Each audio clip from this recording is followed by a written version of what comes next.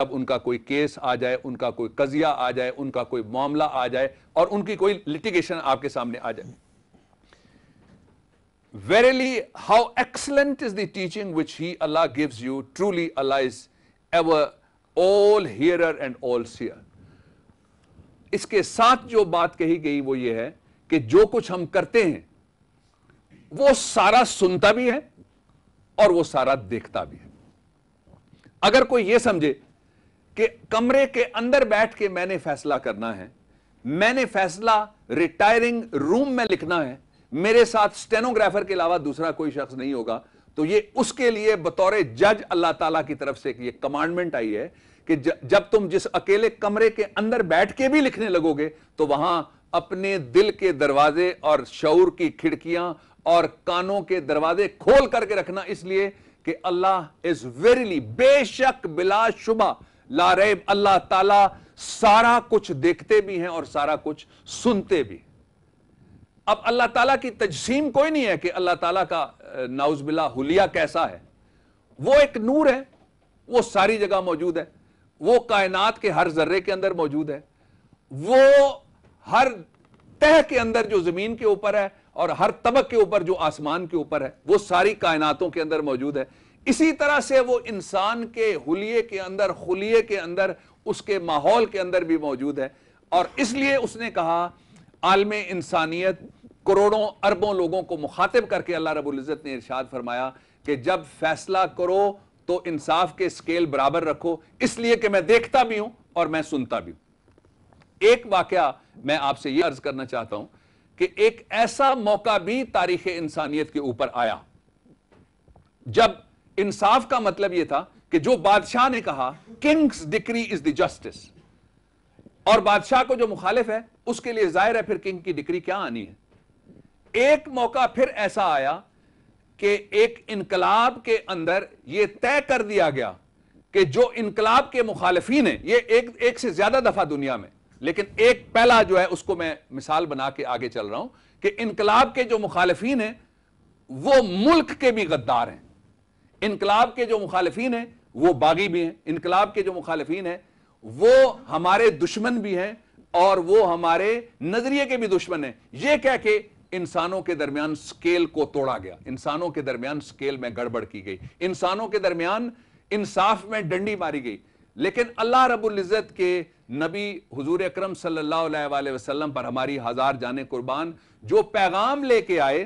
وہ پیغام اتنا زبردست پیغام ہے کہ میں دیکھ کر یہ حیران رہ گیا کہ آج جو ہم گلوبل ویلیج کی بات کرتے ہیں, آج جب ہم بین الاقوامی برادری کی بات کرتے ہیں, آج جب ہم ایک دنیا کی بات کرتے ہیں, آج ہم پوری ہیومینٹی کی بات کرتے ہیں, آج ہم انٹرنیشنل کمیونٹی کی بات کرتے ہیں, یہ تو آج سے پہلے, یہ تو ابھی ایک صدی بھی نہیں ہوئی لوگوں کو یہ کہنا, یعنی عالمی جنگ عظیم دوم کے بعد لوگوں میں یہ شعور بیدار ہونا شروع ہوا کہ دنیا کوئی گلوبل ویلیج بھی ہے, یہ کوئی عالمی برادری بھی ہے, یہ لوگ ایک ہی ہیں اور انہوں نے خود اپنے اختلافات کے ذریعے اپنے آپ کو تقسیم کیا ہوا ہے. اب دیکھیے میں سورہ یونس کی ورس نمبر 19 آپ کی خدمت میں پیش کرنا چاہتا ہوں, جس کے اندر یہ گلوبلائزیشن کا, بین الاقوامی برادری کا اور عالمی برادری کا تصور آج سے پہلے 1400 سال پہلے حضور اکرم صلی اللہ علیہ وسلم کے ذریعے یہ کتاب جو ہم تک پہنچی اس میں ہے. سورہ یونس verse number 19, and all mankind are nothing but a single community, کہ پورا عالم انسانیت ایک واحد برادری ہے, ایک واحد امت ہے, ایک واحد یونٹی ہے, ایک گلوبل ویلیج ہے. This is the new terminology, you can use it very easily, کسی جگہ منع نہیں ہے. اور آگے جو ساتھ اس کے ایک رائڈر لگایا گیا, جو تقسیم کی وجہ بیان کی گئی, جو تفریق کی وجہ بیان کی گئی, جو ٹوٹنے کی وجہ, تشکیک کی وجہ بیان کی گئی, وہ یہ ہے but they chose to differ, کہ لوگوں نے اختلافات خود اپنے اندر پیدا کیے ہیں, but they chose to differ. یہ اللہ رب العزت نے اختلافات کسی جگہ سے بھی نہیں بھجوائے, اختلافات انسانوں کے پیدا کر دیں, اختلافات انسانوں کے ضروریات کے پیدا کرتا ہے, اختلافات انسانوں کی سیاسیات کے پیدا کرتا ہے, اختلافات انسانوں کی معاشیات کے پیدا کرتا ہے، اور اختلافات انسانوں کی سوچ اور تفکیر اور ان کی فکر کے اور ان کے خواہشوں کے غلام ہیں. یہ اختلافات ہیں. اللہ تعالیٰ نے تو سورہ یونس میں کہا and all mankind are nothing but a single community but they chose to differ. اس کو یہاں سے تھوڑا سا جب آپ آگے بڑھائیں گے تو ایک چیز آپ کو جو ملتی ہے بڑی واضح طور پر وہ یہ ہے کہ حضور اکرم صلی اللہ علیہ وآلہ وسلم ساری دنیا کے اللہ تعالی کی طرف سے پہلے اور آخری چوزن جج ہیں. یہ میں نہیں کہتا، میں اب آپ کو لے کے چلتا ہوں اس آیت مبارک کی طرف جس میں یہ کانسیپٹ اللہ رب العزت نے دیا کہ محمد صلی اللہ علیہ وآلہ وسلم وہ آپ کے چوزن پریفرڈ سب سے بڑے جج ہیں.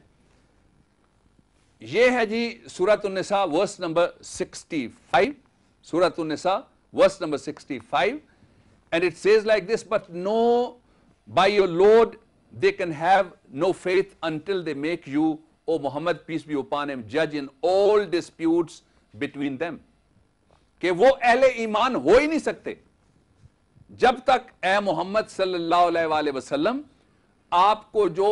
پیغام دیا گیا ہے اس کی روشنی میں، آپ کو جو کتاب دی گئی ہے اس کی روشنی میں، آپ کی زندگی میں جو اسوہ حسنہ موجود ہے اس کی روشنی میں، آپ نے جو ہدایت کا ایک ابدی نور انسانیت کے لیے پھیلایا ہے اس کی روشنی میں، جب تک وہ آپ کو اپنا حتمی، آخری اور فائنل جسٹس تسلیم نہیں کرتے وہ اہل ایمان نہیں ہو سکتے. یہاں دو مثالیں تاریخ سے میں آپ کے سامنے رکھنا چاہتا ہوں کہ جب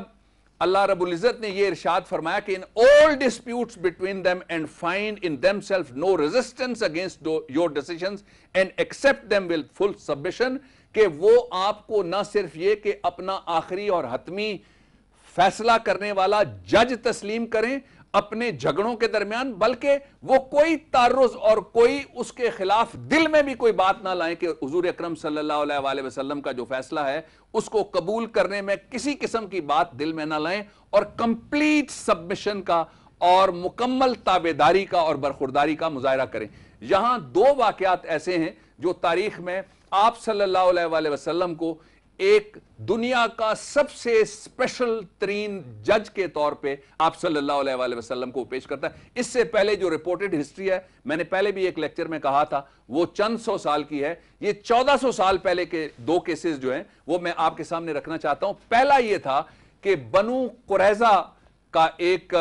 عیسائی قبیلے سے تعلق رکھنے والا شخص تھا، اس کو بنو نذائر ایک قبیلہ تھا، اس کے لوگوں نے اس کو قتل کر دیا. جب یہ مقدمہ آپ صلی اللہ علیہ وآلہ وسلم کی خدمت میں پیش کیا گیا تو آپ صلی اللہ علیہ وآلہ وسلم نے تورات کے مطابق اس کا فیصلہ کیا. یہ صحاح ستہ میں موجود ہے. تورات کی روح سے فیصلہ کیا،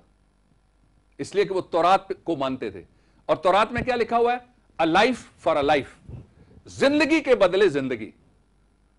جان کے بدلے جان. جس نے جان لی بغیر حق وہ جان دے گا، پھر سزا کے طور پہ دے گا اور قصاص کے طور پر اس کی جان لی جائے گی. اس سے ایک کانسیپٹ ڈیولپ ہوا. یہاں جو قانون سے تعلق رکھنے والے وکیل، جج اور طالب علم ہیں ان کے لیے میری بات سمجھنا بہت آسان ہوگا، لیکن میں آپ سے ضرور شیئر کرنا چاہتا ہوں. وہ کانسیپٹ یہ ہے کہ مسلم لا کی قدردانی اور اس کو تسلیم کیا جانا یہ آپ صلی اللہ علیہ وآلہ وسلم کی سنت ہے.